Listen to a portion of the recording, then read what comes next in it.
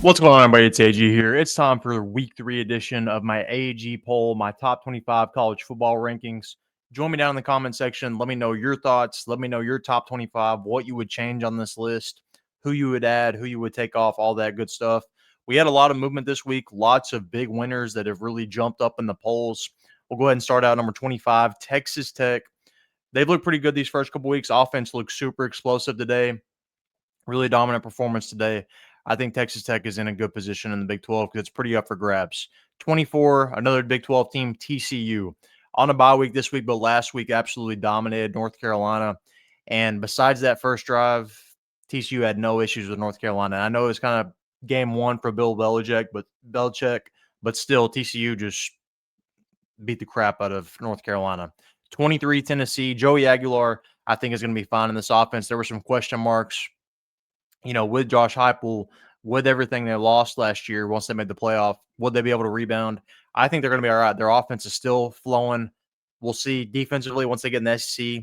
Can they stop SEC offenses? I think they'll be able to. 22, Auburn. Big win over Baylor last week, which looks even more impressive now. Baylor goes and beats SMU. So Auburn, I think, not necessarily a sleeper pick to make the playoff, but Auburn definitely can upset some teams in the SEC. 21, Utah. Harping back on that win last week over UCLA, super impressive stuff. Moved them up for me. 20, Ole Miss kind of struggled with Kentucky today, but Kentucky did beat them last year. So not going to knock them too much for a close win, when you're already having to play a conference game, especially the SEC. 19, Louisville. I think Jeff Brom's going to have this team as a consistent top 25 team all season. Really like Louisville this season. 18, Florida State. Took care of business today. Had that big win last week over Bama. I've got them coming in at 18. We'll see. I don't really know what to think of Florida State just yet. It could have been one game where Alabama just crapped the bed, but we'll see what happens. 17, Iowa State. Good win over a rivalry team in Iowa today. Always going to be a defensive juggernaut. You get the win there, though. Stay in the top 25. And like I said, the Big 12 is up for the taking. 16, USF. Probably our biggest winner and biggest leaper. Completely out of my top 25, but I did have them as a G5 representative in the playoff. But go to the swamp and beat Florida. Did not see that coming. I don't think anybody probably saw that one coming. But USF, they have a chance next week. They play Miami. They're in prime position right now. They've beaten Boise. They've beaten, beaten Florida now. And they're in prime position to reach the college football playoff and represent the G5. We'll see what they can do against Miami. Miami is a top 5 team right now in the country, and they can play. So we'll see what USF is capable of. If they beat Miami, they might be running Miami this year. 15, Michigan. Just lost to Oklahoma. Now, their offense looked pretty inept. That's why I'm a little worrisome about Michigan because they're always going to have an all right defense, but their offense couldn't do anything. And they even defensively struggled to stop Material a little bit when he was running.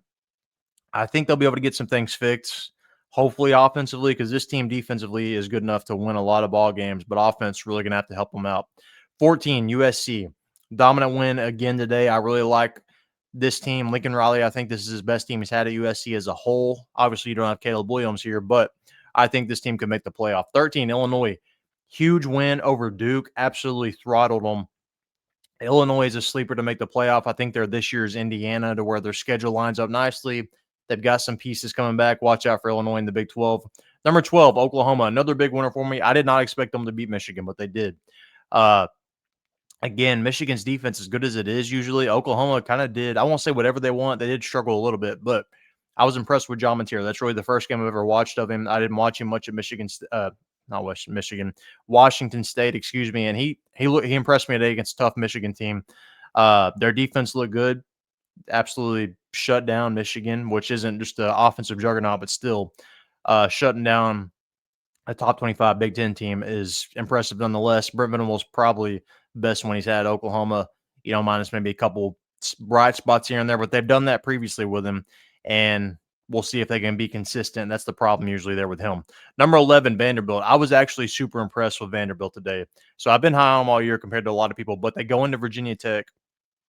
Not an easy place to play, and they end up handling them by the end. It was a close game. They had to come back in the second half, but ended up beating them by like 24 points. And Vanderbilt, I think, is legitimate. They play South Carolina next week. That's going to be a battle for a top 10 spot in my rankings, at least. Game to watch out for. Speaking of South Carolina, coming in at number 10, they're playing right now. It's been a lightning delay on and off all night so far, so I figured they're going to win that one, but even if it's super not impressive, kind of close, you kind of got to blame that one on the Lightning delay. So South Carolina, I've got at 10. They had a win last week as well. Virginia Tech, solid win there. Number 9, Notre Dame. Only lost so far, 3 points to Miami. Not a bad loss. They play Texas A&M next week. Should be a good litmus test for them. Number 8, Clemson. Kind of struggled today, similar to South Carolina in a lightning delay on and off. They were actually behind against Troy, had to come back in the second half. So Clemson dropped a couple spots for me. Number 7, LSU, similar situation. They dropped for me. I had them all the way up to, I think, 4 or 5. And they struggled today with Louisiana Tech really bad. So we'll see what happens with LSU. That's been another issue with Brian Kelly. They're just really inconsistent. They're consistent as far as getting 8 or 9 wins, but above that, not so much. Number 6, Georgia, another team that struggled today. And you'll see this a lot of times out of these big schools. They're going to get the win, but it might be ugly. It might not be pretty. And over time, it's going to be all right. But as of right now, you got to knock them back a little bit for that. Number 5, Oregon. Now, there were some impressive wins this week, but this may have been the most impressive one to me. I realize Oklahoma State is not a Big 12 juggernaut anymore, but Oregon beat the dogs off of Oklahoma State. Oregon jumped like 10 spots for me. I had them at like 15 or somewhere between 15 and 20. They jumped 10 spots for me. They beat Oklahoma State like 69-3 or something. Like, just dog walked them. And I'm curious to see what Oregon can do when they get a little tougher competition in the Big Ten. But so far, Oregon is winning me over. And I'm a known Oregon skeptic, but you got to respect that win today, even if it is Oklahoma State. Number 4, Miami. Big win last week.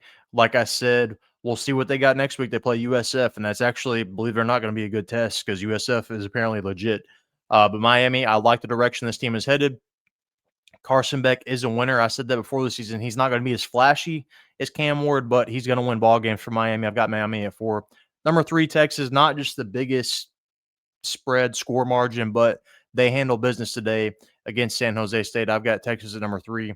Ohio State, I've got them at 2. I think you could swap 1 or 2 right now, either which way you want to put them, but I think those are the clear top 2 teams in the country right now.